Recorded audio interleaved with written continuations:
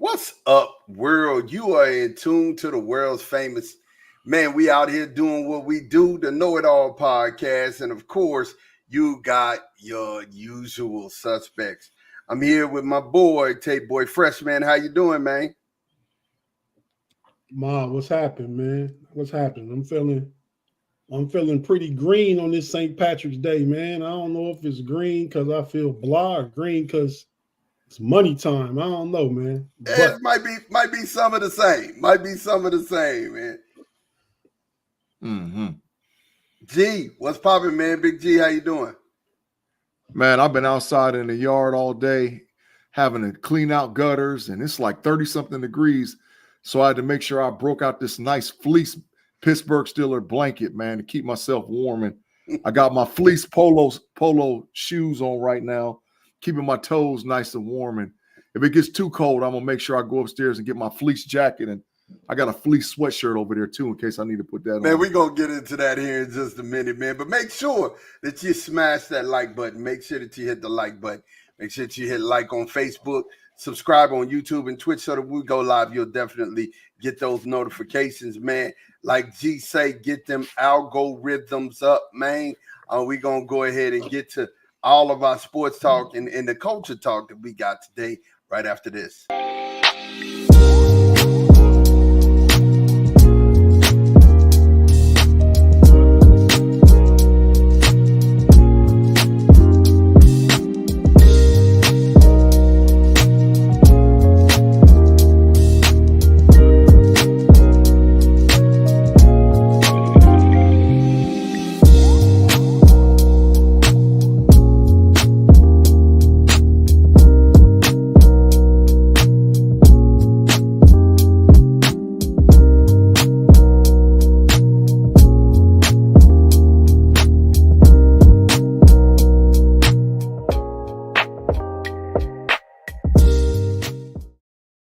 And we are ready to get it in with you and yours today, man.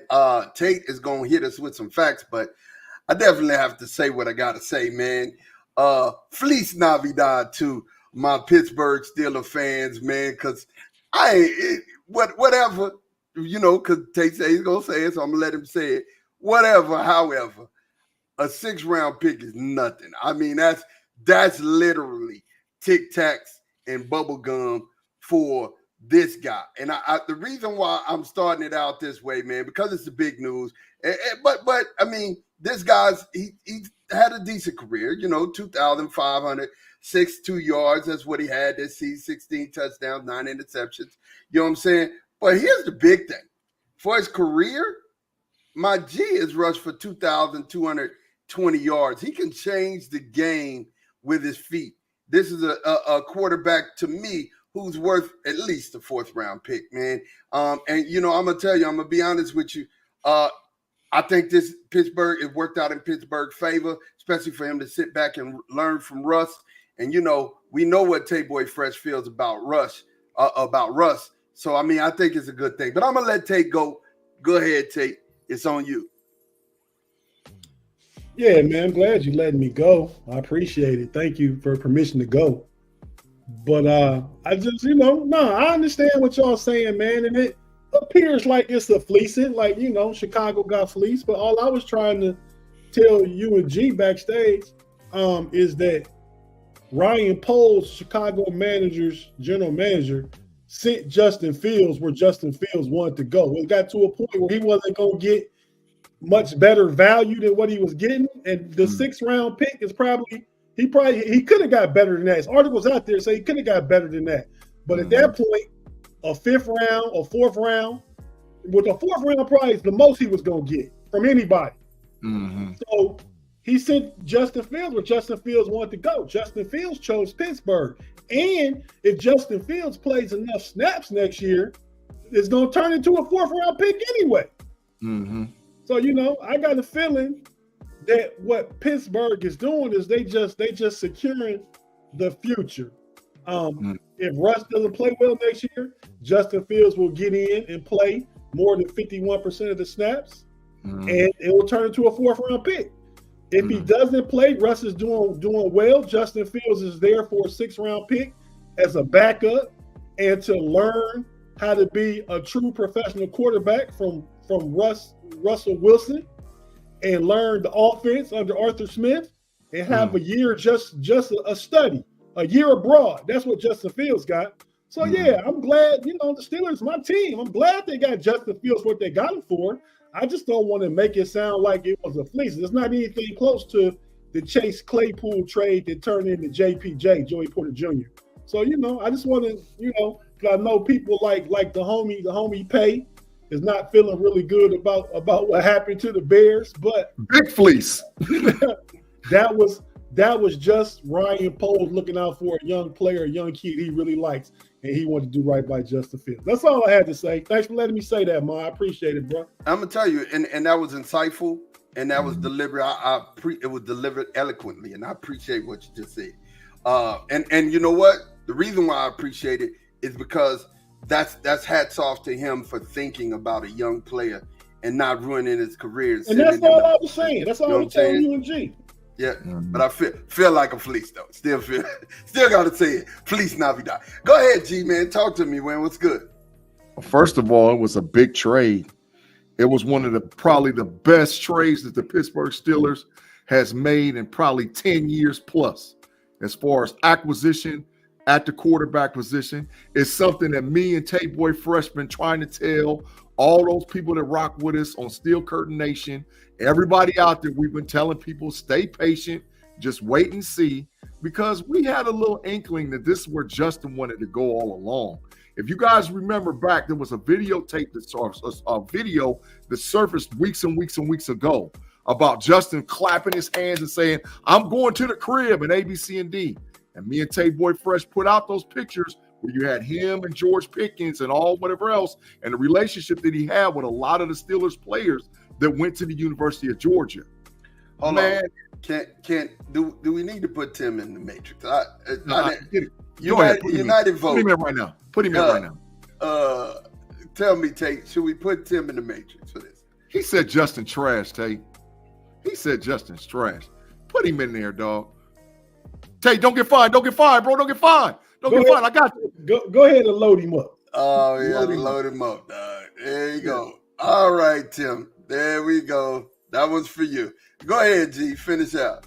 And there was some other things that we was telling folks, like just be patient, just wait and see. We knew, Tate Boy Fresh and myself had been telling y'all all along, the bat signal went out to Omar Khan, and we knew he was going to be cooking it up.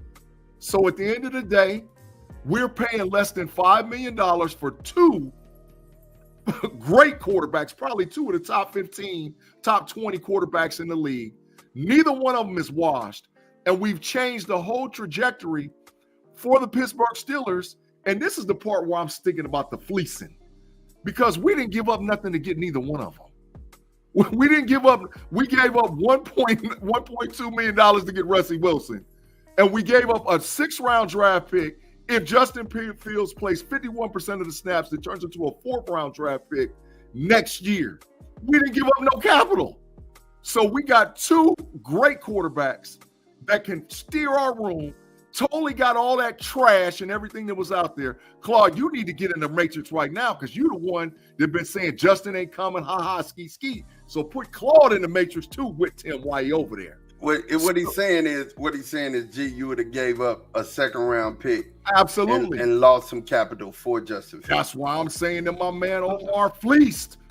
He fleeced. Honestly, I would have too. I mean, Justin Fields is worth a 3rd-round pick. The NFL, obviously, the quarterback market got, as soon as free agency started, quarterbacks started going places, and his market absolutely dropped. And Omar Khan was intuitive enough to wait on that to happen. Big facts. But at the end of the day, he still had big help, because the Eagles wanted Justin Fields over Kenny Pickett.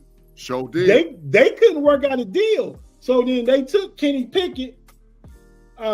Pittsburgh got the 3rd-round pick with the 4th-round pick swap.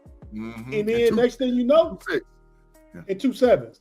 Yeah, 2 7s. And next thing you know, Omar on the phone making it happen, because Justin wanted to go to Pittsburgh. He could have went to Philly.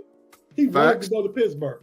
Big facts. But like I said, at the end of the day, We gave up no capital. And by having to do that, now we can put ourselves in position because we still got big bread available and free agency money. And we still got a whole bunch of draft picks. So now my man Omar Khan is cleaning out that Kevin Colbert trash that was there on the roster, Levi Wallace included. Get the dumping, get him out of there. And now we're about to be built up. Russie 1 year, maybe 2, but we got our quarterback of the future. And Tate, we only gonna have to give him about 20 to 25, bro. That's all we're gonna have to give him. I think what's gonna happen, and this got to do with the Tomlin effect, right? Mm-hmm. Follow me now. I think Russ right now wants to be a Steeler, but at the very least, Russ gets to market himself, gets to come to a good team and compete and play well, and at the very least get a contract from another team next year. Yep. But what I think, the Steelers obviously not going to pick up Justin Fields' 5th-year option. But what they will do, Omar will negotiate Justin. Play another year behind Russ. Like, so say Russ get 2 years here. Play another year behind Russ. We're gonna sign you to a 2-year extension. Say worth $20 million, $10 million a year. You get to play behind Russ 1 more year, and then you take over your 3rd year in Pittsburgh here for say $10, $15 million a year, and then we can negotiate a long-term deal after that. But you are the guy we want to go forward with. Yeah, absolutely. And so, Tim, you can get up on. See, you know what? I didn't even bring this up, and I wasn't gonna bring this up. Do you know how much hate has come down the pike by people that are mad or pissed off the fact that the Pittsburgh Steelers got those 2 quarterbacks? It's been ridiculous how much people, this, because the deal is you like us when we're down, and because you think we're on par with us. You ain't on par with the Steelers. We just had a horrible GM the last few years. Now we got a beast mode. Omar Khan is sitting in the building and handling his business. I'm not gonna say Kevin Colbert is horrible. His last 4 or 5 years, he didn't make the best moves, but that's because he was still GMing in the 90s and early 2000s. Omar Khan came and just took it to how football is played now, to how organizations are built now. That's the difference. Kevin Colbert's a Hall of Fame GM. Yeah. I don't know about all that. I don't know about all that. He will be. Hey, man, last thing I want to say about my boy Fields, and I'm putting it out in the atmosphere right now. I done put it out on social media and stuff already. I'm telling you right now, there's going to be packages for Justin Fields in the NFL next year, and he's going to look like a slash Cordell Stewart type player for the Pittsburgh Steelers. He's going to be inside the 20, maybe even inside the 30, down his distance plays. He's going to catch the ball, he's going to run the ball, and he's going to throw the ball next season for Pittsburgh. So this is a double win across the board for the Steelers to have a player at that caliber to be able to go in and handle his business and give us another threat on the field, because quiet as it's kept, he's the best athlete on the whole freaking team. As right now today, Justin Fields is the greatest athlete on the Pittsburgh Steelers right now, today. So he's going to play. You better believe he's going to play. Wow, G, that's a compliment. That's a compliment right there, man. That's Dog, he's 6'3", 225 pounds and runs a sub-4 40-yard dash. I mean, come on. He's the best running quarterback in the NFL. He's a freaking monster. Dog, look at that. 6'3", 228 pounds. Let's sub 4.4. He runs like a 4.41, a 4.40 40-yard dash. He threw for almost 3,000 yards, but he doesn't rush for almost 3,000 yards in his career. Hey, Big G. Yes, sir. Again, man, shout out to yourself and myself. We've been saying all along, it's the offseason, man. Russ or Fields? Well, Fields was my first choice. Yep. But then I was okay with Russ, though. I just wanted to go with the younger guy. But now my man Omar Khan slides in and gets both, and gets the best defender on the board in free agency and Patrick Queen. Tate boy fresh. Remember I said that they was gonna get Patrick Queen? Remember I said it? and everybody told me I was crazy. You did. You rolled with me, bro. You rolled with me. Well, I didn't think they was gonna spend that money, but I thought Patrick Quinn was gonna be $18 million though too. Mm-hmm. Yeah, I'm gonna tell you the truth. I have been saying that I thought Russ was a good fit, and Russ, like, I'm amazed. The fact that y'all got, both of those players, I am super amazed. And to me, that's man, and Patrick Quinn, y'all have improved yourself. And to me, y'all get my vote for the team that's improved themselves the most. I can't believe out it. of free agent. I can't believe it, bro. I'm so proud of you right now. I can't believe it. Wait. I want to ask y'all a question though. How long have I been rolling Detroit over everybody and with the boy Russ? How long? You've been doing it like 2 years. 2 years at least. 2 years. Yeah, okay. Tate, I'm gonna get you a Tatris. You gonna get a sign made here in a minute. I'm gonna get you a Tatris. Okay. 2 years. 2 years. We in the Stradamus's family. We are Stradamus. This boy. We are Stradamuses. Hey, look at this, man. Switching gears, bro. Man, a Hall of Fame career, man. He's first ballot. And I want to ask you, do you believe that Aaron Donald is first ballot? Tate, talk to me.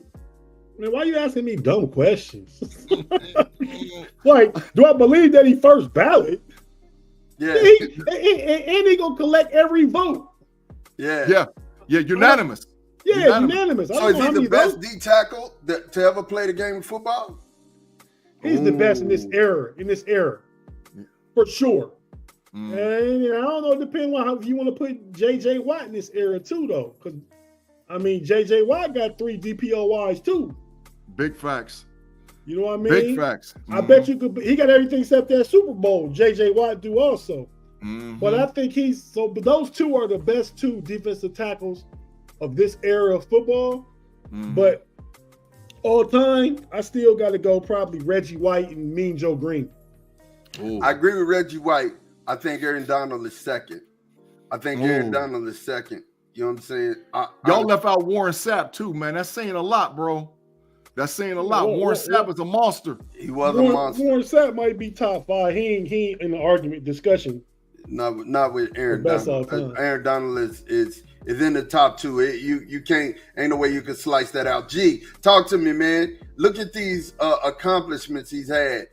I mean, 3-time Defensive Player of the Year, 10-time Pro Bowler, 8-time First Team All-Pro, and a Super Bowl champion. Of course he's a first ballot. Of course he's unanimous. But fellas, I don't know if he's done. I've been saying that all along. I don't know. I done some research. I don't know. I don't know if he's done. He might be pulling a Brett Favre. He might have had a place where he wanted to go play. They were unwilling to trade him. The team wasn't willing to pay it. All he's got to do is sit till June 1. June 1 going to tell you the whole story. Because if June 1, the Rams don't cut him outright, that means they have to carry a percentage of his contract into the fiscal year, and he's on the retirement list. But if they cut him outright, maybe he ain't done, bro. I don't think he's done. And there's like 1 or 2 spots where I think he want to play. And we'll see. But I don't think he's done yet. I really don't. Not yet. That's something that dude trying to do. Tim said, "Oh, here it comes. AD coming to Pittsburgh next." We already know this is to be true. Look, I ain't saying all of that, but I'm telling he might not be done. I think he's done. But if he goes to another team, if he plays, it would probably more than likely be the Steelers. Yeah, I think he's done. I think he's been contemplating it 10 years. And he's been contemplating retirement for the last 2. You know what I mean? And that's been on his mind, and it's been a big decision for the last. But I'm again not being biased. I got to tell you, if he comes out of retirement, if he doesn't retire, I think he go play in Pittsburgh. I mean, why not? He went to school at Pitt. You know what I'm saying? It would just make all of the sense. He's coming back to Pittsburgh anyway because he's coming to do business. He's doing development and stuff in Pittsburgh. So he's doing that regardless. But I'm going to put Aaron Donald over J.J. Watt. As I look at J.J. Watt, no, the only thing that slowed J.J. down from being right there, though, was injury. Mm-hmm. JJ got three NFL DPOYs. Mm-hmm. He's five-time first team All Pro, 2-time second team All Pro. And we talk about he missed probably about 3 good years, at least. Yep. Maybe not full, but 3 good years of his prime with that back injury. Big facts. Big facts. And I mean, Aaron Donald did his thing, man. I mean, he did his thing. Period. 337 solo tackles, 111 sacks, 24, and that's 111 sacks coming from a D tackle, bro. Listen, that's ridiculous. That's ridiculous, bro. That's a 2-technique D tackle. That speaks even more volume. Hey. Because he's not getting a 1-on-1. He's getting doubled every time. Doubled. Afton said that job takes it out of the body. And Timothy Lyons said 100% take. Go ahead, take. No, I was just going to say, man, I'm looking up the people that I named. I'm looking up Mean Joe Green now. Mm-hmm. He got 4 of them things. We know what they want 4 of them things he got. The big trophy. The big trophy. The big trophy. The confetti game trophy. Mm-hmm. He got 2 NFL DPOYs. He was NFL Defensive Player of the Year, 5 first team All Pros, 3 second team All Pros, and he got 10 Pro Bowls just like Aaron Donald. Like I said, I backed JJ up, but I still got Mean Joe Green and Reggie White up there with him, but in their eras. So think about the 70s, what Mean Joe Green was. Think about the late 80s and early 90s, what Reggie White was. Yeah. Mm-hmm. Went to Green Bay and made them a Super Bowl team. Him and Jerome Brown, oh my God! It wasn't Philly was ridiculous, but they didn't get to that game though. But they was ridiculous. You're right about that. Philly blew a championship because they had so much talent with Chris Carter, Randall Cunningham, Jerome Brown, Reggie White, Seth Joyner. They had dog Michael Quick. They had dog. Why you leave my boy Keith Jackson now? You don't know Keith. I ain't forgot him. You don't know Keith. You don't know Keith Jackson. Keith. That's my dude. Keith is my dude, bro. Yeah. Listen, I understand. Yeah, definitely, man. Well, we gonna go ahead, man. We're gonna take us a little commercial break, man. We're gonna get into it. We'll be right back. It's the KnoItAllZ here on St. Patty's Day, man. G, take us into commercial. Thank you again for rocking with the KnoItAllZ podcast on Fans First Sports Network. If you're watching us live on YouTube, give us about a 10-second pause while we get a quick word from our partners. If you're listening to us on audio, Google Podcasts, Spotify, or wherever you hear your audio podcast, we'll be right back with part 2 of the KnoItAllZ podcast on St. Patty's Sunday on Fans First Sports Network.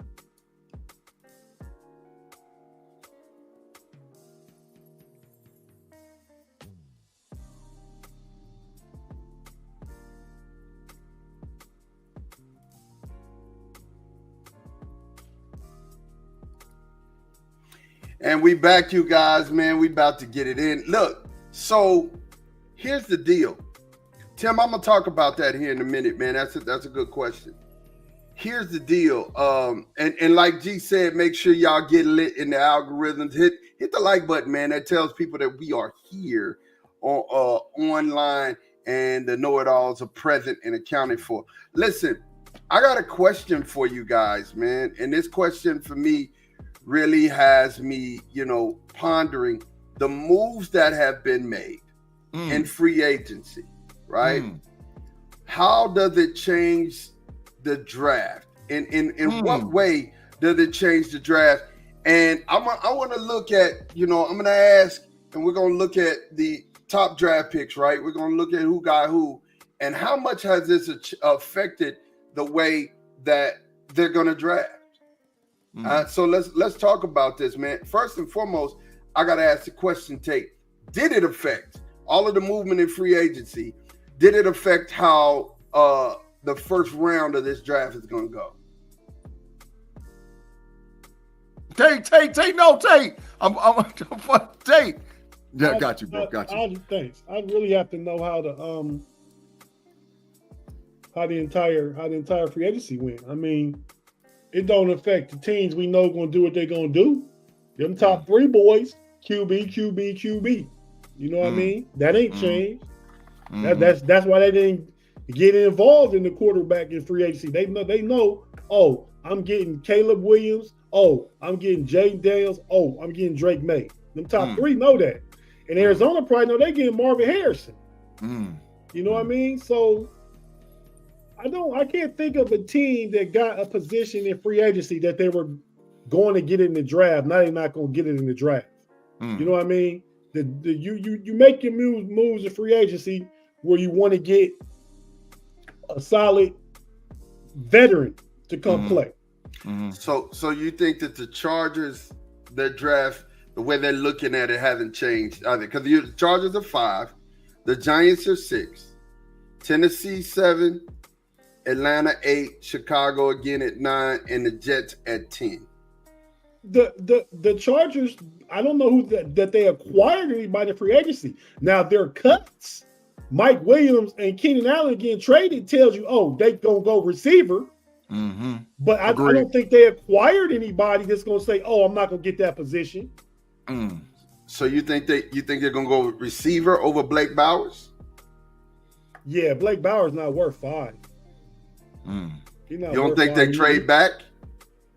They could potentially do that if they really want Blake Bowers. I mean, I see them though. They got either Neighbors or Rome Oduzier sitting right there for them though. Right there for them to pair with Justin Herbert.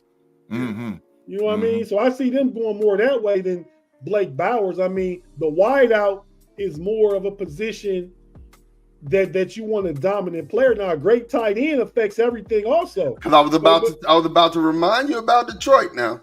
I was about to remind you about Detroit.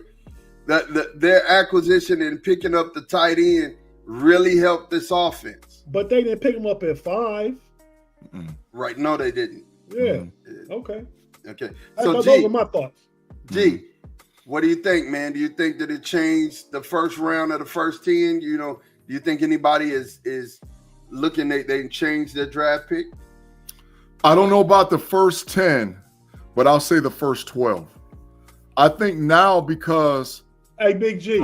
Yes, sir. Yeah. I will say, and you would probably agree with me, at 8, Atlanta don't got to look at no quarterback now. Total facts. That's the one. Total fact, because they signed Kirk Cousins to $100 million. You know, so, but I would say that if I go 6 through 12, see, this is the deal. Minnesota doesn't have a quarterback. Denver doesn't have a quarterback. The Las Vegas Raiders don't have a quarterback. So, but then you got the top 3 teams that don't have a quarterback. You have the New England Patriots, you have the Washington Commanders, and you have the Chicago Bears. Now, what we're being told, 5 out of these 6 quarterbacks are deeming or a first-round grade. So you got J.J. McCarthy, you got Michael Penix Jr., you got Caleb Williams, Drake May, and Jaden Daniels. So somebody's going to have to be ultra aggressive out of those 6 teams to possibly trade up and get a player with who they want. That could spell doomsday in the top 10 run. Because if a team jumps up and gets a quarterback, now if there's a team that wanted a quarterback and can't get one, I think they trade totally out of where they're at, their position, which in turn helps those teams that are sitting 13 through 25, because if they have a guy that they've identified, now they can trade up for a cheaper price to get a player that they wanted anyway. So I think there's still going to be some movement. And Tate, me and you was talking about this over the last couple of days, chat. Like some stuff's going to get decided once all these pro days get done. The last big pro day is like the 27th. You know, USC's pro day and Ohio State's pro day is on the same day on the 20th. So I'm anxious to see where the Chicago Bears brass is at. That's going to be a tale in itself. If they all out there in Trojan land and ain't nobody over there in Ohio State, you already know what time it is. So I think that there's going to be movement somewhere between 7 and 12 and 13. There's going to be some movement, but we could be shocked and surprised because somebody might offer the Bears, the Washington Commanders, or the New England Patriots a deal they can't refuse. Somebody might do it. Minnesota gathered draft capital. They got to pick 11 and 23. Hey, maybe the Patriots say, look, we can go with Zappy one more time and jump up and all whatever else, and we'll wait till next year just to get those extra picks. So I'm thinking something like that's going to happen, Mod and Tate. That's just my belief. I think there's going to be some trades. I got to say this. I think, and this is my prediction, you're going to see a whole bunch of second and third round trades, bro. Like, people are going to be moving around to get their guy because this draft is so deep and you don't have to reach. But people are going to have guys that they like, yo, this is my guy. I want him. Put me in the game, coach. Let me go get him. And they're going to swap picks. The lower level picks is going to be swapped. And people this is the thing. 4th and 5th rounders are going to matter this year. I mean, really matter. You know what I'm saying? They're really mattering. So to a team like, Philadelphia, I think that if you ask me if there's anybody that it changed their draft strategy as far as free agents, it changed theirs.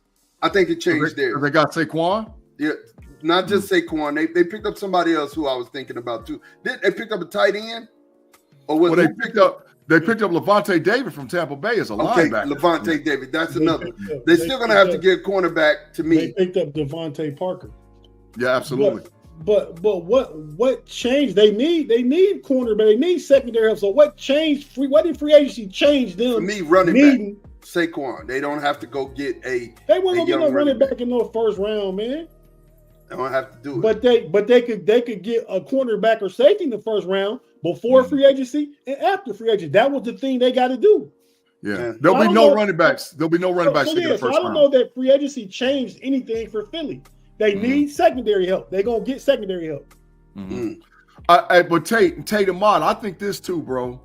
I think that, like I'm saying, that between 8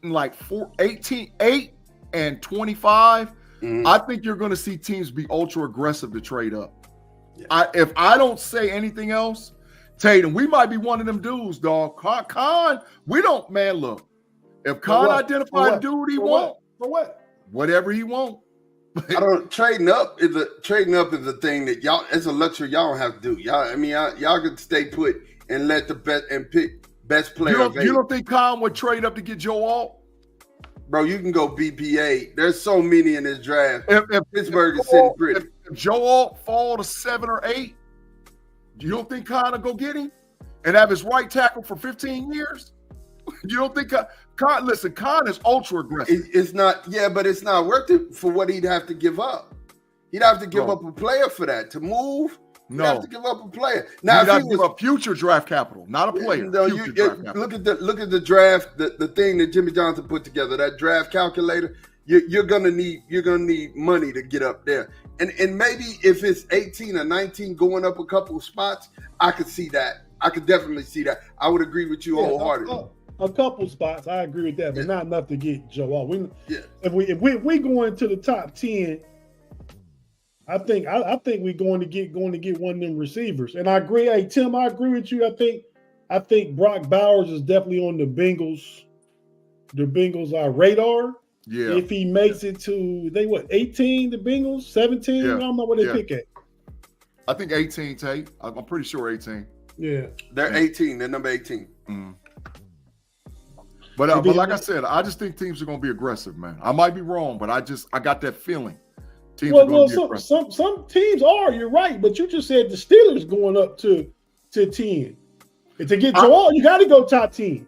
Yeah, now, but I'm saying now, like mine said, if he fell to 13 or 14, they might make a move to try and go get that. So do you think Joe Alt might fall past 8 or 9? I think he's the first tackle off the board. So whenever okay, I agree. So maybe 8 or 9, because this too, y'all, there's going to be a run. Like, we know them quarterbacks are going to go boom, boom, boom. We know that. But then, okay, here comes Marv. Here comes Rome. Here comes Malik Neighbors. Like, there's going to be another run.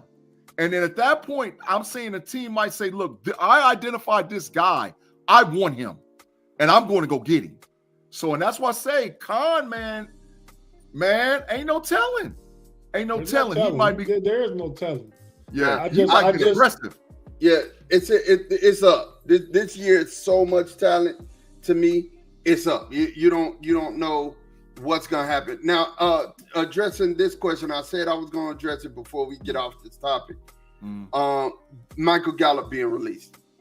Michael, he was a 1,000-yard receiver before he had the ACL surgery, but he ain't gave us nothing, man. He ain't gave us nothing for 2 years. I mean, really, it's CeeDee Lamb and like David Ruffin was David Ruffin and the Temptations. You know what I'm saying? Literally, it was, CeeDee Lamb and everybody else. You know what I mean? Brandon Cooks, I think, should be back for another stellar year. I think he's gonna have a good year, but we got to get a number 2. We have to have a number 2 wide receiver, and Michael Gallup wasn't it, and he was eating up cap. And then LVE, we had to let LVE go because, I love Wolf Hunter, but he just couldn't stay healthy. The neck, that neck issue and that neck injury, it was just too much, man. And like I said, the way that I love Wolf Hunter is just like, it's like him and Sean Lee, really good linebackers, man, but we could never keep them on the field. So, letting Gallup and Wolf Hunter go, man, freed up $11 million in cap, and we still got, things to sort out in Dallas at this point, man. Everybody. So y'all got any cap money at all? We do, but it's tied up in 2 decisions. And the main decision is we've got to extend Dak. If we don't extend Dak, we're riding with what we have and betting on the talent that we have in Dallas at this point. And I'm gonna be honest with you, though the roster is really solid, I can't bet on what we got. You know what I'm saying? We have to. Jerry said he all in now. Well, Jerry's all in. What he's all in about, I don't know, but he said it. That's what I'm saying. Jerry's all in is different. His all in is different from, what we'll say. Now, and I keep saying this, Dakota has taken, so let's put it like this. It's 50-50 for me, right? As a Cowboy fan, I look at it and it's 50-50. You right? ready to admit it? You ready to admit it? Dakota has to take some blame for the play on the field, but the man was second in the MVP voting this year, right? Second, he had a really great year. What they vote the MVP voting on? It's stats. Huh? It's stats. No. Stats win. At the Regular. end of the year. Regular. Right. So ain't nobody ever questioned Dak about that regular. Hold on. And I said I started this playoffs. Whole thing about Dak taking, but he has to take accountability for the playoffs, didn't I? That's how I started this over. I started this out that way. You didn't say that. You said play on the field is what you said. This will play on the field in the playoffs. He's got to take that. But at the same time, what's happening in free agency and what has happened in the last couple of years in free agency, he's went shopping on a Dollar Tree budget. That's why Dollar Tree stores are closing right now. You know what I'm saying? He's went shopping on a Dollar Tree budget, trying to find people like, the water boy's available. Come on, dog. Like Jerry is Scrooge McDuck. He's Scrooge McDuck. He's signing the nickel right now. I promise you. So the thing is, to me, Tim, and I'm addressing your quarterback, we don't need a quarterback. We don't. Well, you can't find a franchise quarterback sitting around on the couch. If you could do it, people would have done it before. Only person just did it. You can't find a franchise quarterback. The Steelers just got 2 of them. Russ wasn't sitting around on the couch. Okay. You know what I'm saying? He was playing. Justin wasn't sitting around on the couch. He was playing. You can't find, and there's no team right now that we could replace a Dakota Prescott with their quarterback because ain't nobody getting off of them. Why? Because quarterbacks are way too valuable in the NFL right now. And if you got a quarterback, you got to ride with him. Now, if we don't extend Dak, like I said, not extending Dak messes with our cap room, and we haven't been able to do it, right? And the restructure, like Thomas said, they said they could clear up a ton of space by extending Dak and doing other restructures. That restructure, guess what? Dak don't have to agree to it. It's just something we just got to do. and we haven't done it yet. So there's something I don't know that's going on. And then with this whole thing, I don't like how they handled him. I don't like how he's being handled. This whole scandal and everything. I don't like how it's being handled. I'm just gonna say that.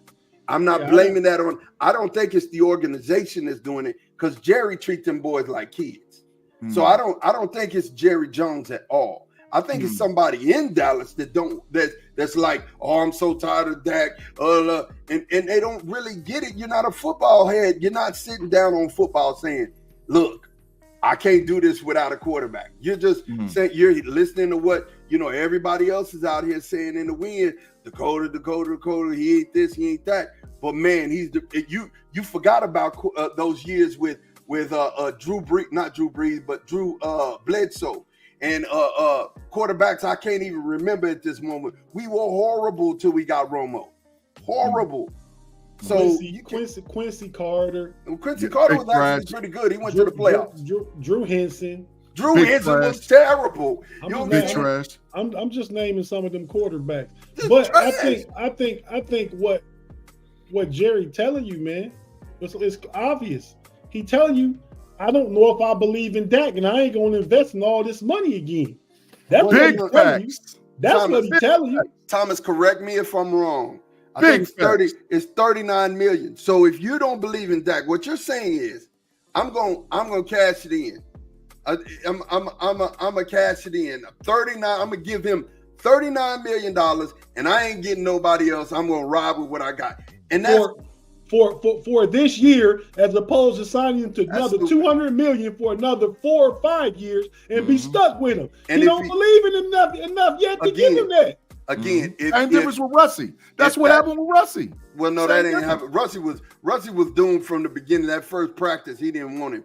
You know what I'm saying? That first practice, he was trying to get him off. Sean Payton is just more aggressive than the Dallas coaching staff and ownership and general managers. Sean Payton said, adios, muchachos. Jerry and them won't do that, but they'll give him every quarter he got to get. Look at this. And at the end of the season, be like, get up out of here, bro. Look at this. He's done with you.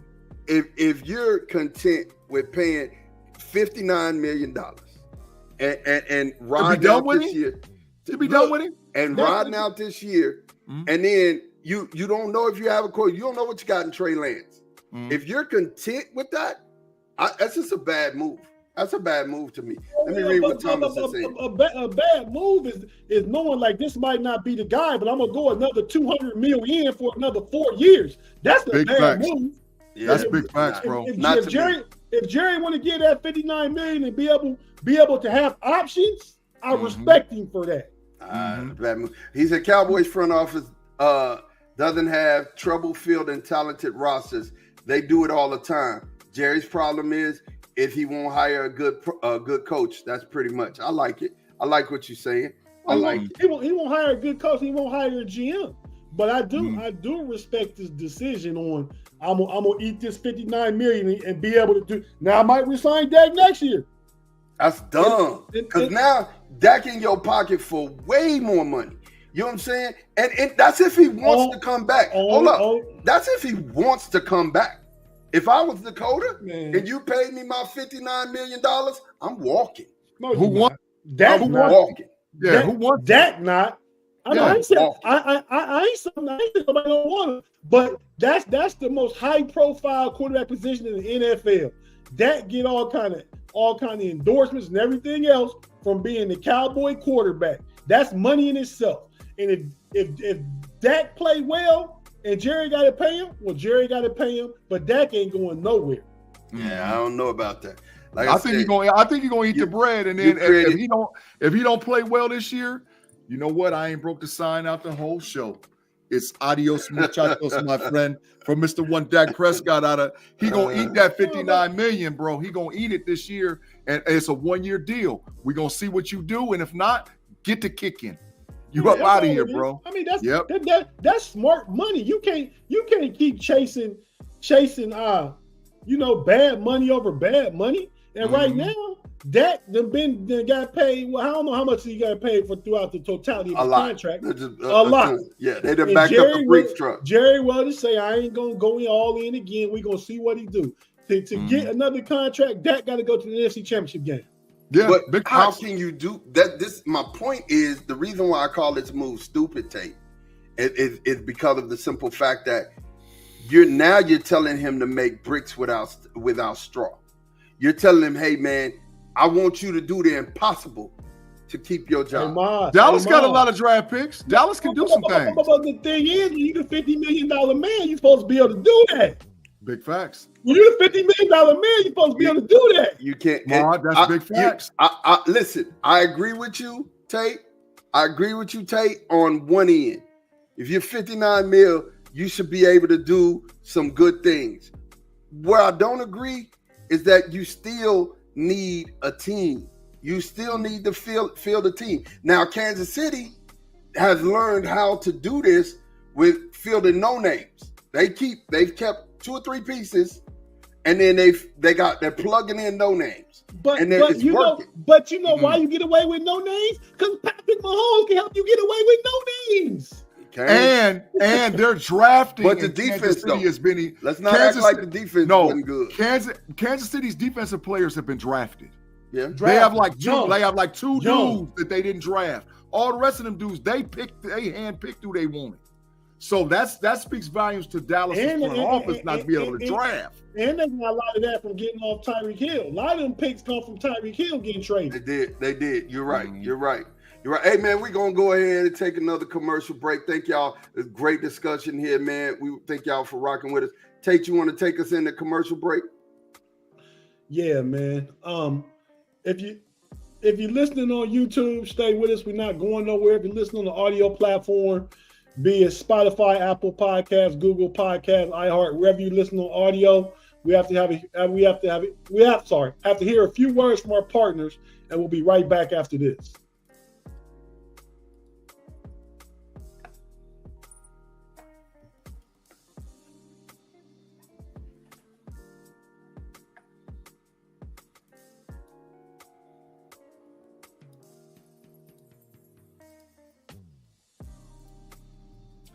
And we're back, man. We're back. Look, love this thing, man. Talking football, and we're not far away from the draft, man. We're definitely not far away from the draft. But Big G, tell them what they need to do, man. Well, they need to get them algorithms up. I was just over there looking, man. We got like 35, 40 people watching us on YouTube, but we ain't got but about, well, let me see how many, 16 for the Liz Ikes. Come on now, it should be one to one ratio going on around here, bro. Get them algorithms jumping off right now. Well, man, it's Selection Sunday, man. It's Selection Sunday, and March Madness is going on, man. And definitely, I'm sitting here and I'm looking at it, and I'm saying to myself, "Wow, yeah, it's that time." We talked about it and we gave some predictions, but Sean, I know we were talking about this earlier. Tell me, man, what do you think? Who do you think is going to be the number one? Because I'm looking right now. I'm trying to find the brackets. Well, who do you think is going to be the 4 number 1 seeds? I think North Carolina. I think UConn. I think the University of Houston. And the other one's a toss-up. I don't know if it's going to be Iowa State or Purdue. Okay, hold on. I got the West region. This is what it looks like. North Carolina, Arizona number 2, Baylor number 3, Alabama number 4, St. Mary's number 5, Clemson number 6, Dayton number 7. That's one of y'all favorite teams. Y'all love it. Sleeper. Mississippi State 21-13. They're number 8. Michigan State number 9. Nevada 10, New Mexico 11. Hey man. Let's just get the number ones. UConn 1, Purdue 1, Houston 1, North Carolina 1. There go your ones right there. So that was the 4. That was the 4 Purdue, that they predicted. Yeah, Purdue is a 1. I like 2 through 10 too. So Texas is actually a 7. That blew my mind. I thought we were going to get a 9, and we're in the Purdue bracket with Kansas. That's something there. I got a new sleeper after watching these conference basketball tournaments, man. Who's your sleeper? Illinois, man. They won the Big Ten tournament, and that boy is nice. That boy Shannon. Oh my gosh, He went for 40 yesterday. I think he went for like 35 today. And, He's him. And he like 6'6", 6'7", 225. He's him. He just be giving people the business. He's a top 5 pick. He's a top 5 pick. I don't know much about how the college basketball draft gonna go, but ain't no way that kid's not a top 5 pick. He is him. He is him. Like I listen, I hardly watched any Illinois basketball until like about 2 weeks before. 2 weeks before. And I started watching that kid. Man, that kid can play. They're the third seed. They're the third seed in the East region. Who, Illinois? Yep, they're right behind Iowa State. Oh, they put Iowa State, Illinois, and who's the 1 seed in the Connecticut. East? Oh, that's a hard bracket. No, let's go. That's why I was reading them, because let's check it out. Auburn is in that bracket. Oh, BYU is in that bracket. Oh, man, that's a hard bracket. Yep. That's a hard bracket. That is a hard bracket. Man. Let me see. That might be the hardest bracket. That if you got UConn, Illinois, Iowa State, who else? BYU, and who else is in there? Listen, that's not the hardest bracket. Hey, I gotta tell you. Hey, Mod, I just sent you the bracket, man, so you can go ahead and put it up if you able to get it. I get it in there here in just a second. Houston, Marquette, Kentucky, Duke, Wisconsin, Texas Tech, Texas A&M. That's the hardest bracket. Cakewalk bracket. Cakewalk bracket. Have you watched Kentucky and Duke? There's 4 teams in the East. There's 4 teams in the East bracket. Marquette, the best team you said out that group you just said. Yeah. Duke is definitely beatable. Big Who trash. Who else you say after Duke? Houston's first. No, Houston ain't trash. No, they got mopped though. They got skull drugged by Iowa State. They got mopped. But Houston, Marquette, Kentucky, Duke, Wisconsin, Texas Tech, and Florida. Beatable. Kentucky didn't even go to their conference. Conference championship. Nope. I gotta watch Florida and Auburn. Auburn looked good in that conference championship though. But we talked about it on the Homies Overtime the other day, and Pay said the SEC is the best basketball conference. No way. Kicking rocks, Pay.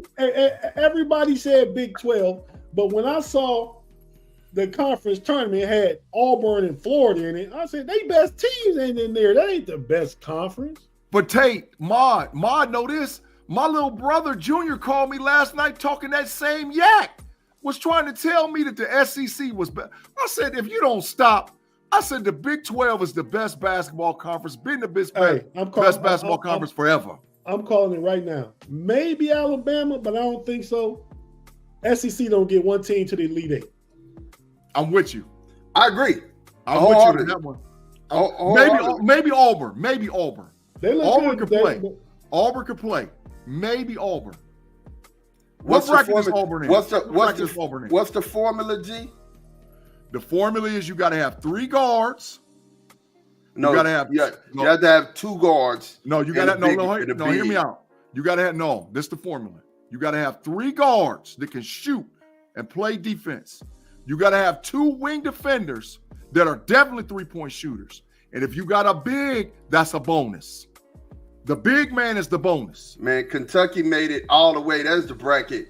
You guys can see but at least you Yeah. But I'm gonna tell you, they won. Connecticut won it last year. UConn won on the strength of their big last year, and they 2 guards. Their 2 guards were good. But Auburn, to answer your question, Auburn's in the East bracket, and they're running up against, like I told you, they're running up against UConn, Iowa State, Illinois, and BYU. That's hard. Getting out of there. Where NC State at? NC State's in that same bracket. Oh yeah, the East hard. Probably like what, a 9 seed? Let me see. 11 seed. Oh yeah. Tate, go and tell him, Tate, about NC State. Go and tell him. We talked about it already. Go on there and tell him, man. I was so happy they beat North Carolina last night, just because because old Lil Pay, you know what I mean? He's a huge Tar Heel fan, so I was happy to see them lose. I think the easiest bracket is y'all's team's bracket. the North Carolina West region. North Carolina's beatable. I ain't no Carolina team. Baylor, Alabama, Clemson, and Dayton, to me, all got chances. You know what I'm saying? Baylor sure has a chance, you know, in that bracket. North Carolina, to me, is toast. I don't think they make it out. I don't know that they toast. I mean, they make it to the 16. They make it to the first weekend. No, of course. They gonna make it through the first weekend because they got to play Howard or Wagner. I mean, you know, yeah, that's easy. Howard is 18-6, and Wagner is 16. But you know what? The tournament, you can never tell. You can never tell. Never know. Tay, so can NC State go on a run? Is this 1983 all over again? Not coming from 11. Not from 11. I mean, not from 11. Who's their first round matchup? NC State. Who's their first round matchup? Who's NC State play first? That's what I want to know. Well, they would play a 6, right? Ain't it 11-6? Yeah, I think it's 11-6. Yeah. Yeah.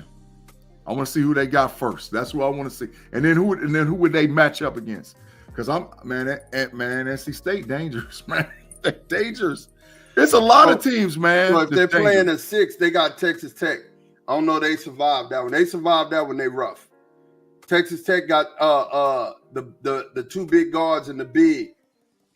They rough. NC State got 2 big guards. NC State just won a historic run though. Mm-hmm. They beat like Duke. They beat North Carolina. They beat Syracuse.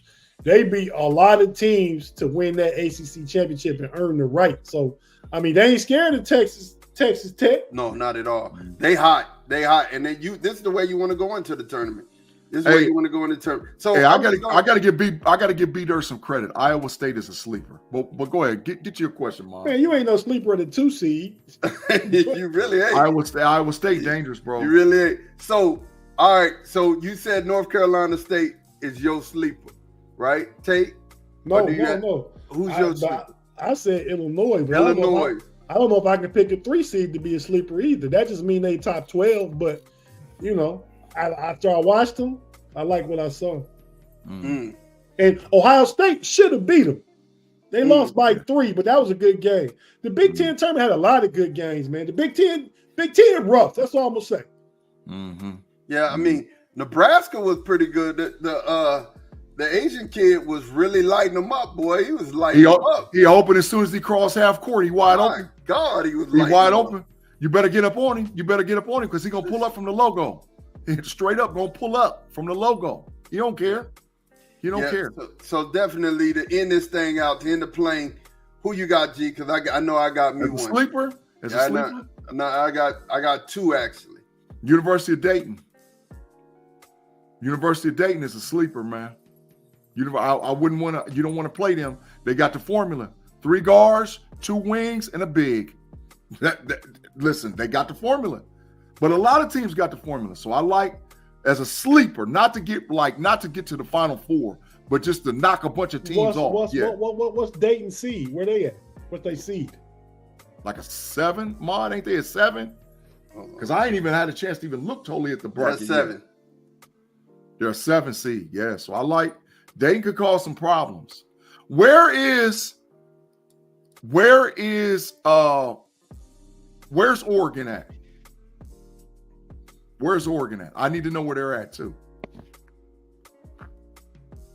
You find them out? 1 second. I need to know where Oregon is. Because Oregon rough too. Oregon got the formula. They're number 11 in the Midwest. They got the formula, man. They got the formula. I'm telling you. They got BYU. BYU is my sleeper. I just want y'all to know BYU is nasty. And as much as I hate to admit it, man, them grown men be coming in there balling. I mean, BYU would have to play Illinois in the second round. BYU is adios muchachos. BYU is a sleeper. They ain't beat no Illinois, bro. They're a sleeper, man. They adios muchachos. Get them out. They are asleep, I'm telling you. Hey, we looking at a second round matchup of North Carolina and Michigan State. Ooh, yeah.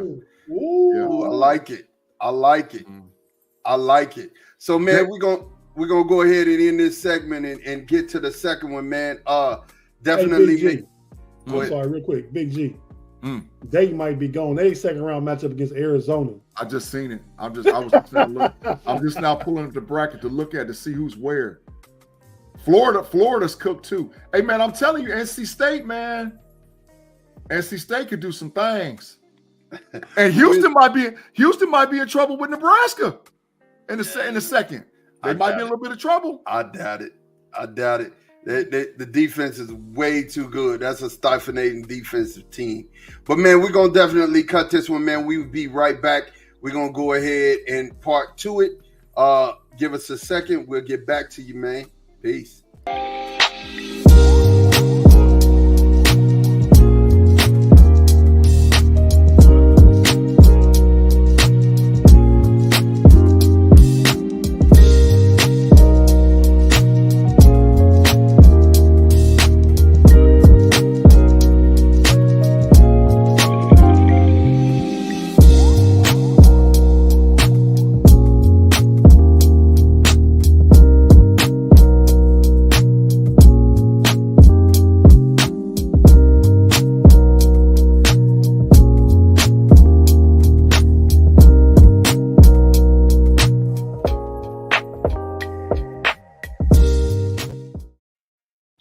And we are back, man. We're definitely back for part two. Hey, Tate, bro, the Cavs fell, but they fell back 2 games. Talk to me about what's been happening down there in Cleveland Cavalier land. Right now, you got the Celtics, Bucks ahead of the Cavs, and then the Knicks are at the 4th. The Magic, number 5, Pacers 6, Heat 7. The 76ers 8, the Bulls 9, the Hawks 10. Talk to me about what's happening with the Cavs. Hey, man, since post All-Star break, man, they just haven't been playing the same as they was pre-All-Star break. They 4-6 out the last 10. Evan Mobley got hurt about 5 or 6 games ago, hasn't played. Donovan Mitchell missed 4 or 5 games, been back for 4 or 5 games, but not been the same. He said last night, to quote him directly, I got to sit my ass down. That's what he said. Got to get a break. So yeah, the Cavs it's been a rough stretch since the All-Star. I mean, but all teams deal with injury. And they just dealing with injury, a little bit of sporadic play, but Max Strus been out for about the last 7 or 8 games. Evan Mobley been out for like the last 5 games. So, a lot of core pieces are out, but like I said, teams deal with that. So they just got to hold it together, man. They don't want to fall out having a home court advantage in the first round. If they can get back to 2, they got home court definitely in the first and second round.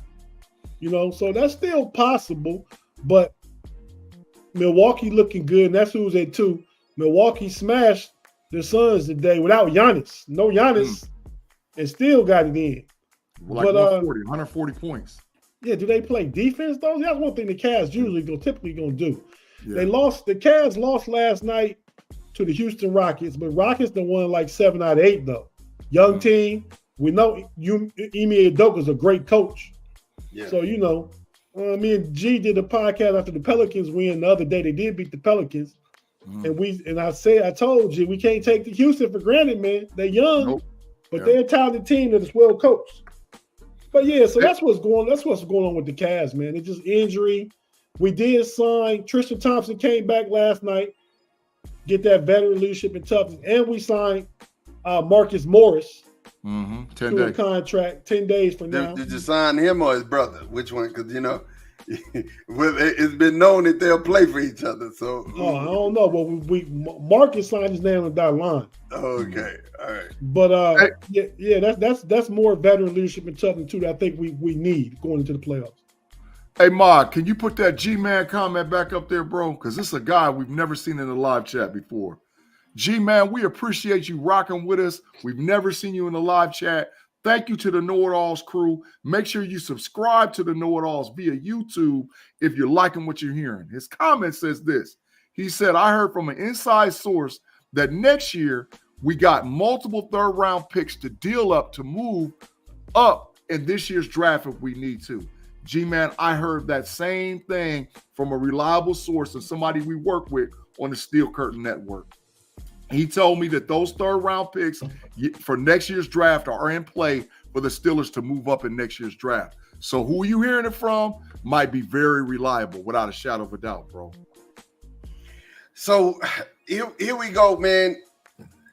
In the East, do we expect any movement? Do we expect much movement? Do we expect the Nets to make a move, as far as the standings are concerned, to get back in up to 10, or is it, or we set in these last 16 games, or we set that it's going to be, the Hawks at 10, the Bulls at 9, 76ers at 8, and the Heat at 7?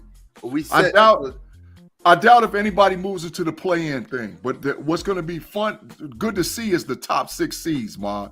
However they are, because there's some teams that personally that I don't want to see the Cavs play after they play the play-in. There's just a couple of teams I don't want to see them have to match up against.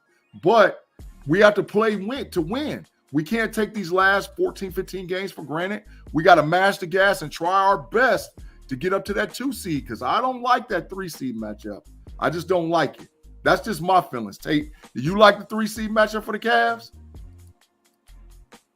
At 3 right now, who do they play? They would play the 6th seed, and it would be either Pacers. the Orlando Magic or the Indiana Pacers. Yeah, it'd be the Pacers. I mean, we played the Pacers twice. Mm-hmm. We played the Heat. The Heat is right there. So, I mean, I think we played the Heat 2 times, too. And we played Philly 1 time. Then you got the Hornets, 2 Hornets games. And so the Cavs have some winnable games. They have some games that's going to test their mettle and get them ready for playoffs. So I'm not scared of Indiana. If I was 2, I'd be playing the Heat. I might rather play the Pacers than the Heat. But I still rather be 2, because then I'd rather have home court against Milwaukee in that 2-3 matchup in the second round. Big facts. We need as much home court cooking as we can get in the East, man, and take as much as we can get. So in the West, we're looking at the Thunder at number 1, but that's still, it's 47-20 and 47-21 with them in the Nuggets. So it's like a half game back. Then the Timberwolves 46-21, the Clippers 42-24, the Pelicans 41-26, and they're the 5th seed. The Kings 38-28. The Mavericks at 39-29. They're number 7. The Suns are 39-29. They're number 8. So those positions are you could see 7 and 8 moving. And then the Warriors are 35-31 at number 9. The Lakers are 36-32. Everybody else after that need prayer. But the Rockets are coming. I mean, they're 32-35. They coming. They're on a hot streak. Tate Sugar Dead like, no way. No way. They hot. Ain't enough games left, though, Mark. They won 5. It's 16 left. And they, how many back? Of the Lakers, they to catch the Lakers, it's 32-35. They're only 4 games back of the Lakers. No, they're not going to make it. The Lakers will have to fall apart. They're not going to catch them. But I will say, in an all-star MVP caliber, all NBA type battle today, that Luka beat Joker, though. I'll just say that. In a playoff game? In a playoff series? No, Luka beat Joker today. That was big trash. Get it. Kyrie beat Come him. on, man. Come on, G. Kyrie was out there balling, bro. Kyrie was balling. Luka, come on, man. And they beat him up on the boards. Go and look at the stat line. I got the stat line pulled up right now. Gee. They beat him up on the boards. They smashed him on the boards. Gee, Luka's good, man. Just acknowledge it. He ain't better than Shea. He ain't better than Shea. What Kyrie do? Luka just had 37 today. Kyrie had like 24, 26, something like that. So Kyrie was cooking him. Carried him for a whole quarter. Yeah, because Luka went out the game. He was hurt. Luka went out the game. He still scored 37. But they cooked them on the boards. They beat them 59-37 on the boards. They cooked them on the boards today. Second chance points and rebounding beat them down. I've never seen a game where the Nuggets only had 37 rebounds. Joker only had 11. Yeah. Thomas know it. Thomas watched the whole game. They beat him No, down. I take that back. Joker had 16 with 11 boards. They beat him down. They beat him down on the rebound. Without a shadow of a doubt, they smashed him. Let's see. Luka had 9 boards, 37 points, 3 assists. Mm-hmm. Kyrie did have 24, 9 and 7. Kyrie was a huge contributor. Yeah, okay. I'm just saying. They killed him with second chance. They killed him with second chance points, man. They killed him. They beat him down on the board. And I told you, Big G, and Mod agreed with me, I think, at the time, because it's a Texas take, so I expect Mod support. But when the trade deadline, when Dallas got Gaffney and PJ Washington, I said they're going to be factors. Mm-hmm. Yeah, that is. They're killing them on the boards. They played outstanding today, as far as from a rebounding standpoint. Second chance points, they was plus whatever on them. They smashed them with second chance points. But they still an 8 seed. They still a 7 seed, 8 seed. It don't even matter. Want to send big shout outs to T-Tate. She said good evening over on Facebook. Good evening. Thank you for watching. Thank you for watching. So do we expect? I said the Rockets maybe. The Lakers on a 2-game losing streak. The Rockets on a 5-game winning streak. The Lakers would have beat Golden State last night, but AD got hurt in the second quarter. He got poked in the eye pretty bad, Big G. He been playing. He been solid this year, but his eye was real messed up last night. It was affecting him. But he strained his eye and tore his meniscus. And that 39-year-old man went for 40 and 9 and 8 or something like that. Tate, that 39-year-old. Tate, could you please tell him why he's the GOAT cheese, bro? Could you please tell him, man? Every game LeBron keep playing, Mod sees more and more reason that they got a good argument. He know it. He out there 40 years old destroying them. Can't nobody stop him. Mike was really 40 years old, still getting it in. Money, MJ, the best to ever do it. Mike was not 40 years old. Money is the best to ever play. Stop it. Money is the best to ever play the game of basketball. Don't want to hear biased comment. That is the most biased comment I heard ever come out of your mouth. Michael Jordan was not getting buckets at 40. It's not biased because you got everybody that say Mike the GOAT. A lot of people say Mike the GOAT, but Mike wasn't doing it 39, and when he turned 40, we know when he turned 40, he's still gonna be doing the same because you don't see his game slowing down, man. He's gonna be getting 40 next year. Listen, I never take nothing away from LBJ, man. He's on the Mount Rushmore. What more do you want from me? Like Tyrese, what more do you want from me? Michael Jeffrey Jordan is the best basketball player we've ever seen. Hands down. Shout out to Mike Peake calling the 80s and the 90s big trash and Michael Cougar with no left hand. Stop it.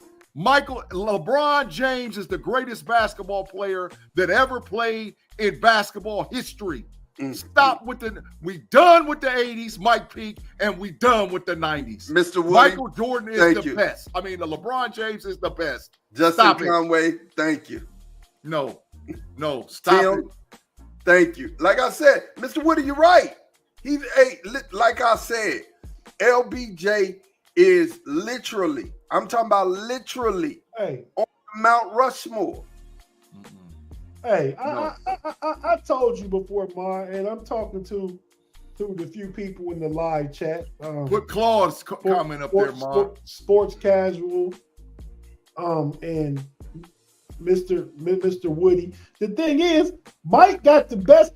I give Mike the best 10 years in basketball, 10-year period ever. I give him that.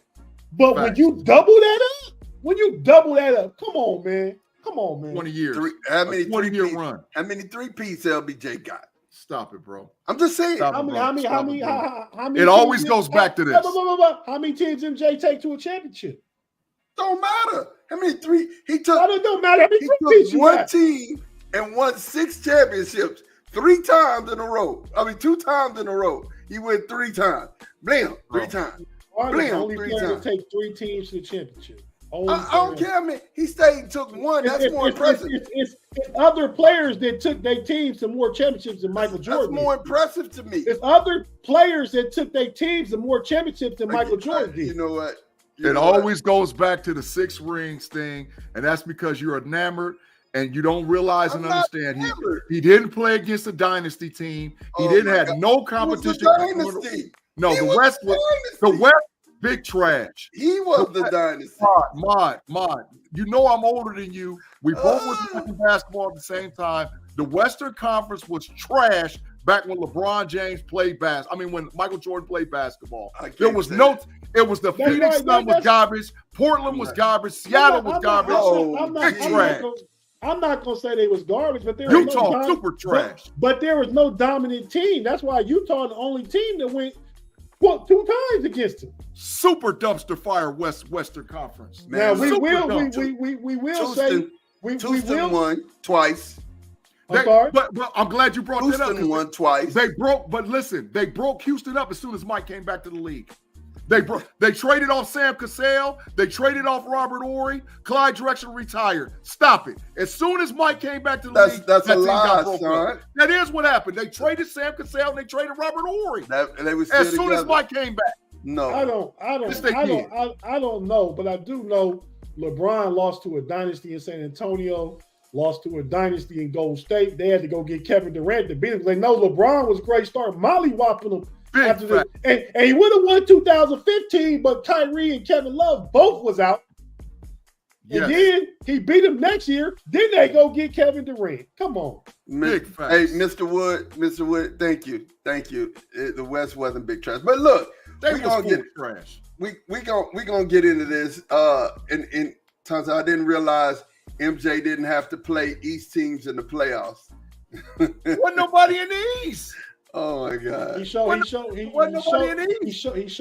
a lot to Boston and Detroit for a while. And I'm gonna tell you something. Well, this comment, hold on. This comment is precious. That's gold. That's real. Nobody beating the King that year. Nobody was beating the Dream in '95. Nobody. If they wouldn't have broke up Houston team, nobody was beating the Dream. Houston would have beat money in them when they got that first chip when he came back. But wait, how come they broke them up? How come Mike didn't play Houston in '95? Because the Orlando Magic. It wasn't because he was retired. It wasn't because he was retired. No, he had just came back.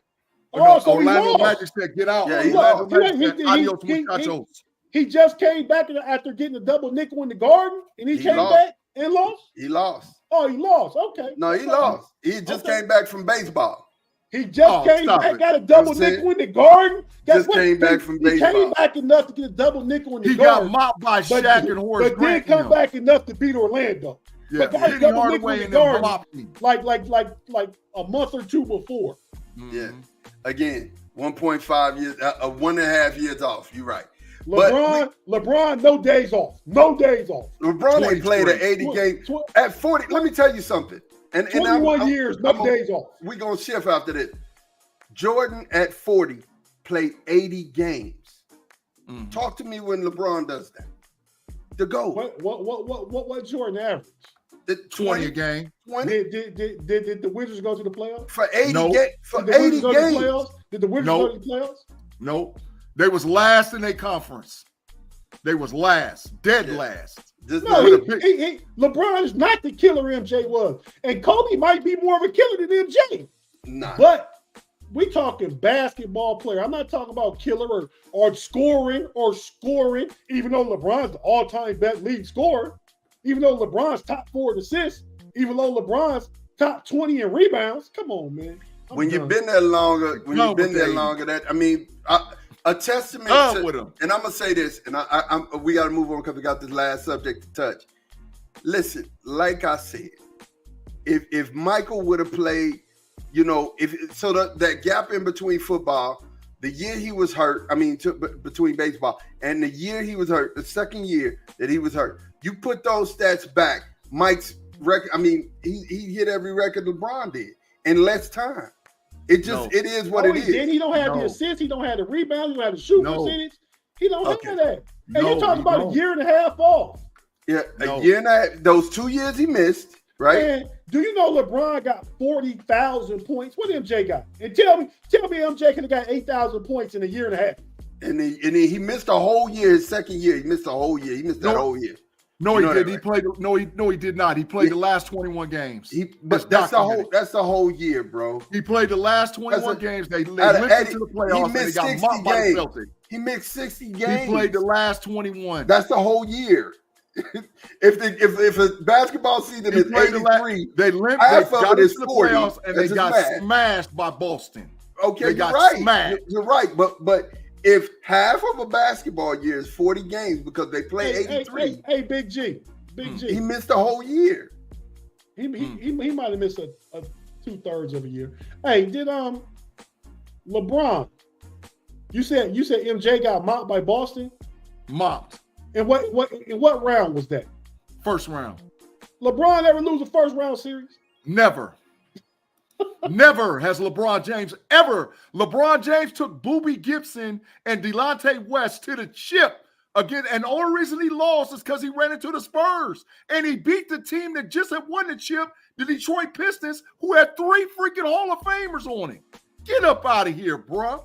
You better recognize LBJ. I love this discussion because it always be food for fodder. People always will go one way or the other. Yeah, absolutely. I love it too.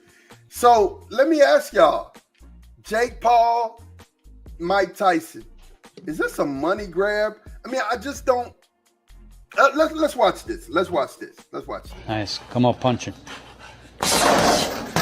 Yeah.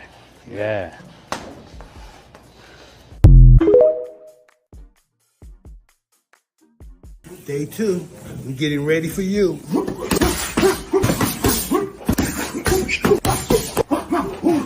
One, two, three, four.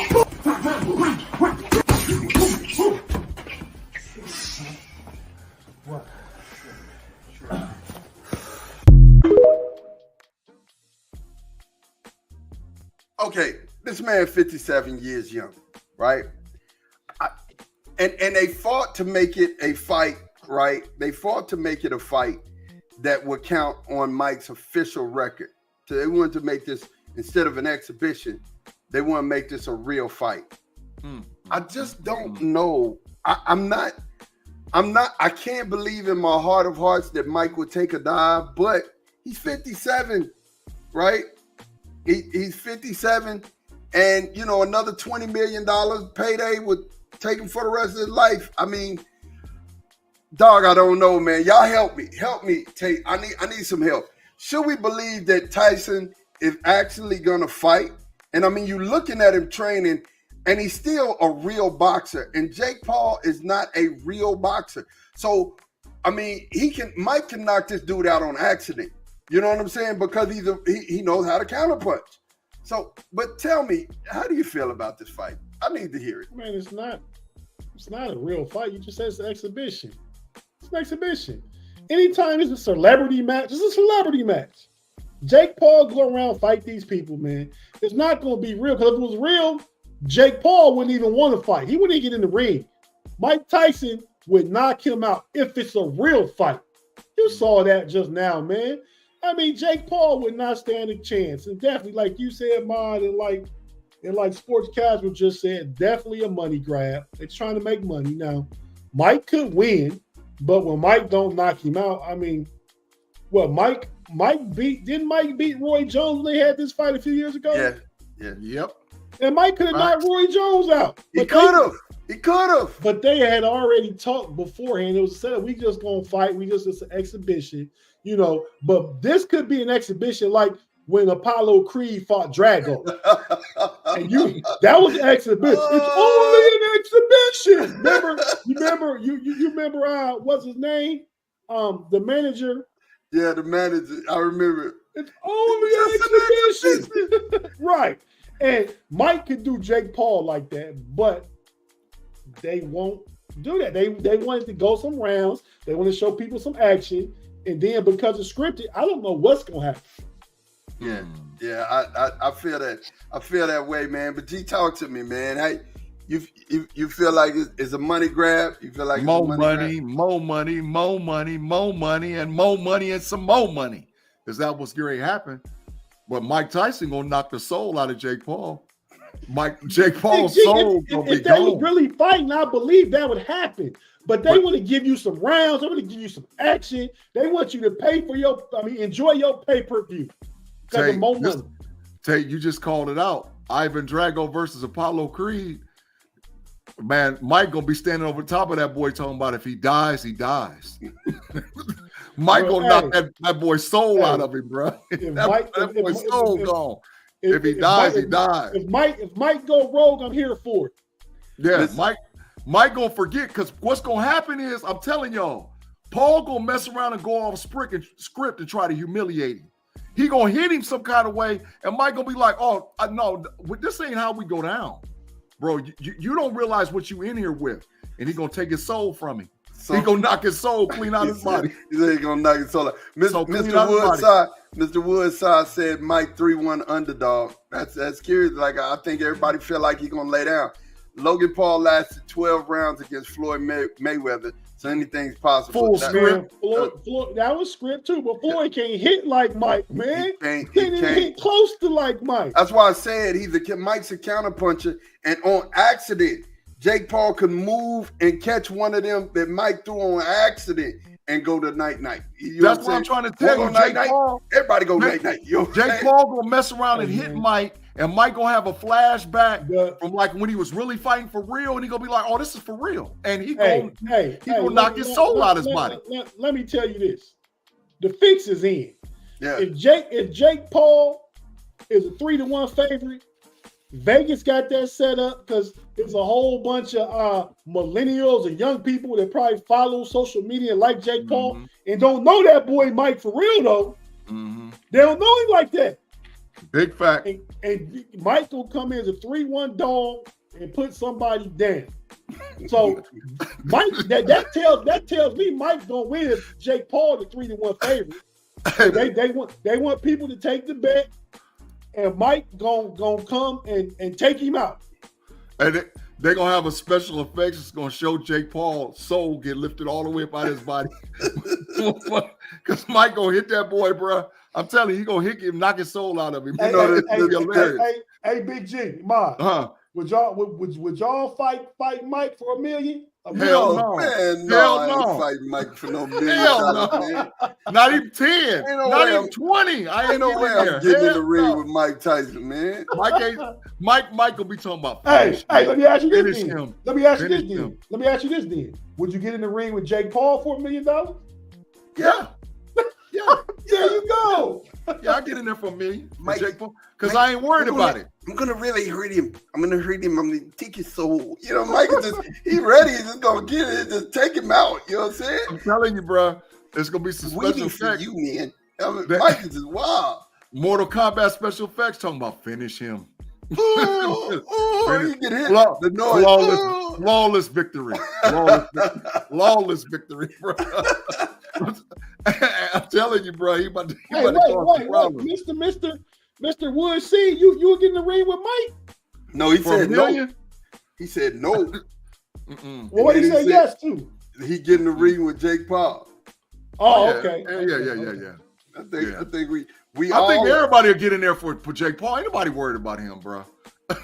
But your soul is on the line with Mike. Your soul's on the line, bro. And it might be out of there, bro. Do you might be gone. If you understand pugilism, if you understand the art. Oh, he said he wouldn't get in there with Jake. You wouldn't get in there with Jake, Mr. Woods? Don't worry about Jake, dog. Come on, dog. Jake trash. Oh. Jake, don't be scared, bro. Don't be scared. Jake ain't hurting nothing, bro. He said he's 6'3", 242. You would knock Jake out. You would knock Jake out, Mr. Woody. You would knock him out cold. You would knock him out, bro. Don't be scared. Take that meal ticket and get your money. Get your bread, bro. Hey, but he's 6'3", 242. Well, but he said he'd go in with Mike, right? He said he would go in with Mike. But not going there with Mike. Yeah. But hey, Woodsy, answer this question right now. Would you go in for $1 million against Mike Tyson? I don't want no confusion. Put yes or no in the live chat right now. Don't do it, bro. We're gonna check it.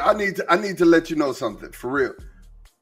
Jake Paul has been training for just a couple years, right? And He said he fight Jake. Not okay. He said he 49 and he fight Jake. Okay. Oh yeah. Lord. Okay, he said not. That's better than no. Yeah. Hey, you up there with mine? Would see 49. Hey, sports casual said he's 6'6", 225.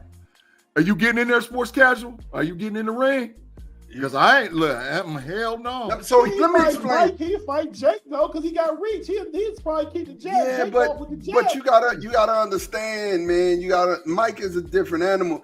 Cause I seen one of those body shots he gave his trainer that rocked his whole body. Like when he hit him, his whole body shook. Like, you know, and that's different. So I'm not just talking about getting hit in the head to where you would have, you know, head problems for the rest of your life. I'm talking about him hitting you in your body and knocking all your organs loose. That's a whole other thing, man. Knocking your organs. That's a whole other thing, man. Soul coming out your body. Hey, Ma. Since we done got into boxing, let me ask you a question, because you're a boxing guy, I know. Who is the least appreciated boxer of the last 25 years, in your opinion? Least appreciated. Marvelous Marvin Hagler. Not 25 years. That's not 25 years, man. Hagler walked away like a 96. Okay. Well, shoot. I mean, because I could say that. Well, when did Foreman beat Moore? That was the 90s, man. We talking about late 99, 2000 up. We in 2024 now, man. All right. So if we talking about this young class. I mean, they might not be young. They may be your age. I got one that I know I think is really underappreciated. I'll tell you who he is. I don't like B-Hop. I think he held too much. Throw your hands. B-Hop was a beast though. But throw your hands. Throw your hands. Man, well, Floyd don't throw hands like that. Don't mean he ain't a great boxer. You know who I really like? Prince Nassim. And I really like Prince Nassim when he was boxing, but he got knocked out and then it was over with for him. But I like Prince Nassim. But if I say the most underrated to me, it is somebody right now that we watching, and that's Devin Haney. I think Devin Haney doesn't get the respect that he deserves. The boy got hands and he can go. I mean, he got hands that he can go. For real, Devin Haney can go. That would be mine. I got one. Juan Marquez. Juan Marquez was 53 and something. He was knocking cats clean out. The dude that was fight Pacquiao a couple times. Juan Marquez could fight, bro. Juan Marquez was knocking cats out. He got a 53 and something record, man. Let me. Hopkins is a genius. Mr. Woodsy, I definitely agree with you. And Bernard is my top 10 boxers of all time. He in there somewhere. I'm not gonna try and break that down, but he's definitely in there. But my most underappreciated is the boy Felix Trinidad. Oh yeah, big facts. He was a dog too, man. Felix was a dog. Felix was a dog. Yeah, he was a dog. He was 42-3. He was a dog. Yeah, one to fight though. Any one of you, how would you fight Jake Paul? You would end up like Nate Robinson. Yeah, I would with a bag. But I'd be alive though. And life. Yeah, I'd be alive. Fighting Tyson soulless. Listen, Mike, soulless. Y'all don't understand. Mike will liquefy your insides with one of them body shots. It's over. You ain't never been hitting the body like that ever. But hey, body shots is bangers. They hurt. But if Mike ain't hit you in your head, you cuckoo for Cocoa Puffs. Forever. But let's just say forever. Let's just say your gloves caught most of them, right? You're not expecting body shots because you're protecting your head. You're protecting your head, and your arms are straight to your body. But you're gonna catch a couple of them body shots. And if he dig real hard, I'm done, dog. Take these gloves off. I bet money. I bet money that still to this day, at 57 years old, Mike Tyson punches hard enough where he could break one of your ribs by hitting it, or he could break that small bone in your forearm. Hey, I bet money to this day. if he hit it just right, he could break your ribs and break one of them bones. Mr. Wood City said Jake would KO a Sure. But Mike would put you in the hospital. That's the Ever. truth. True story. Ever. He might Suck it through a straw. Suck it through a straw. He might put you in the morgue. And I'm telling you, he hit hard enough where he can break that little bone in your forearm and your ribs. He can break it. I saw some of the same stuff and some different videos on TikTok. Mike, right now, punching power, pounds per square inch, hit harder than any heavyweight that's going right now. He'll break your ribs. He'll break your ribs on contact. I mean, on contact, bro. No, break your ribs on contact. There's no way I would fight him. Like, and the fix got to be in, but there's no way that I would fight him. I mean, for real. It's funny to think about, man. We sit here and say, yeah, I get in the ring with Jake Paul, but I ain't fooling with Mike. No, I ain't fooling with Mike. Mike could be 65, and I'm still not fighting Mike. Look, hey, I'm plea bargaining with Mike. That's the only man I'm plea bargaining with. Hey, man, look. I'll be like, let me tell you something. Let me tell you something. Let me tell you something. I was tripping. I don't know what I was thinking. I was just shooting off at the mouth. Let me tell you something. I apologize, bro. You know what I'm saying? I ain't scared of no man, but I ain't getting in the ring with Mike. It just is what it is, dog. I'm not doing it. Hey, you apologize to Mike. You don't even gotta be wrong. Hey, guess what they just put in the Slack channel? What? The Steelers is bringing Mike Williams in for an official visit. Oh. I just read it. I like that. Good sneaky. Mike Williams is coming to Pittsburgh for an official visit, bro. Good sneaky pickup, you guys. We finna get to it, man. We got to get to it. We don't want to belabor the hour, man. Our parting shots, man. Let's go ahead and take these in, man. I'm going to start with you, Take Boy Fresh. Give me your parting shot tonight, man. Man, this is not your daddy and granddaddy Steelers. Omar Khan is on some new wave Y2K. It's 2030, not even 2024. It's 2030 with this team building. And what he's done, man, you know what? I don't usually get into it with Steel Kirk Network, man, because we all Steeler fans. But, this is kind of our platform here that we have, been working at for a couple years and can say what we want to say on here. You know what I mean? And there's a Steeler fans this week saying that this offseason has been a shit show, that it's been really bad. Tomlin need to go. Omar Khan, what is he doing? Man, and a lot of that is because those men are both people of color, man. Big facts. It's a lot of youngsters out there that just don't want to see that. And some of them probably really upset now that you got Russell Wilson and Justin Fields in the fold at quarterback. Kenny didn't get a chance. Well, let me tell you. Kenny played 24 games in Pittsburgh. He was 7-5 both his 2 years, so 14-10 record. And most of his wins were due to the defense. Not because he never scored 30 points. He scored 28 points one time against the Bengals in the loss. Facts.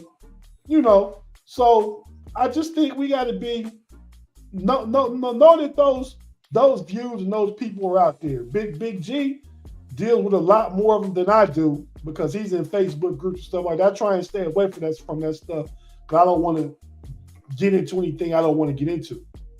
But yeah, in fact, in spite of what some of those people think, Omar Khan has done an excellent job. Big facts. Like I said, team building for the Y2K. He's using the San Francisco 49ers model. You got cheap quarterbacks, surround them with pieces. That's why Mike Williams coming here now. And Mike Williams might take $1 million or $2 million less to come to the Steelers to play for the Steelers. That organization and Coach Tomlin. I tell you all the time, it's a big part of why players come to Pittsburgh. Not because of the black and gold or this, that, other. It's because of Coach Tomlin. They're putting something together. This is going to be a big year for Pittsburgh. I just wanted to say, man, shout out to Omar Khan, the organization, Mr. Rooney, Art Rooney II, for letting him cook. And Mike Tomlin and Andy Wild for going along and they doing what they need to do, man. Big facts, Tate Boy Fresh. Hey, man, listen. So, party shots. First of all, man, I got to thank everybody. We was up to about 44, 45 people and the live discussion today on YouTube. So we appreciate all y'all rocking with us. Make sure you hit the algorithms button, the like button, subscribe button, give us 5 stars and all whatever else. We appreciate y'all rocking with us, number one. Number two, I got to give a congratulations, man, to old Coach Diebler for being hired as the permanent head coach for the University of Ohio State basketball team. It's well earned, bro. Your brother was a superstar for the Buckeyes. Welcome home. We're going to make sure that everything gets what it needs to get. We're going to get you some superstars down there that's going to play basketball with you. And this Ohio State basketball program is going to be back in effect here shortly. But number 3, man, the bottom line is we rocking it out over there on Steel Curtain Network. We rocking it out on Fans First Sports Network. We rocking it out on That's Rather Cavaliers Network. We rocking it out on the whole KnoItAllZ crew, getting the podcast game jumping and popping. So if you're watching us on this channel, which is the KnoItAllZ, which is now being broadcast on Fans First Sports Network, please make sure that you go back, watch Mod, Tay Boy Fresh, me, B-Dirt, Payday, Lil Fella Relly Hall, Tim Lyons be rocking out over there with B-Dirt on the Bengals channel. And rock with us, man, as we do this podcast thing. That's Rather Cavaliers, KnoItAllZ podcast, Pump Your Brakes, Homies podcast, We Are DC for Life, Horns and Sons, Chicago Bear Claw, Running Through the Jungle. I mean, the list goes on and on. And don't forget about me and my boy Andy P on the Level Up College Football podcast that we do every week on YouTube. Because we out there getting it in, y'all, and bringing great content and as much content as we possibly can. So we appreciate y'all for sure.